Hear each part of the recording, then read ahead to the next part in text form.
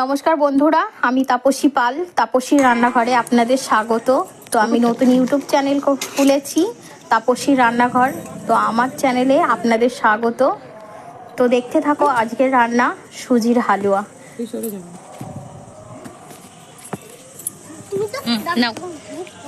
আমি কাঠের উনুনে রান্না করব। তো প্রথমে উনুনটাকে ধরিয়ে নিচ্ছি, কড়াই দিয়ে দিয়েছি। এবার সুজিটাকে ভেজে নেব। সুজিটাকে একটু লাল লাল করে ভাজতে হবে।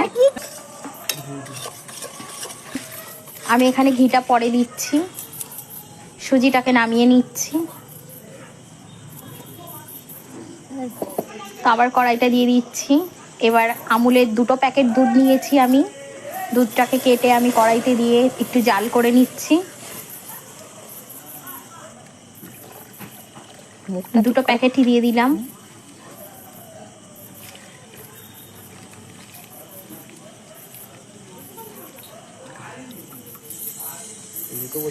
এবার একটু এলাচ দিয়ে দিচ্ছি। দুধটাকে জাল হয়ে গেলে এবার সুজিটা ঢেলে দিয়ে দিলাম।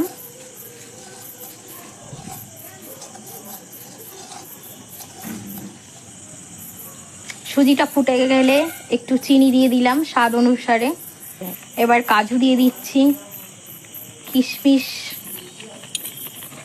একটু নুন দিয়ে দিয়েছি পরিমাণ মতো। এবার ঘি দিয়ে দিয়েছি 2-4 চামচ। এবার হয়ে গেছে। এবার সুজিটাকে নামিয়ে নিচ্ছি।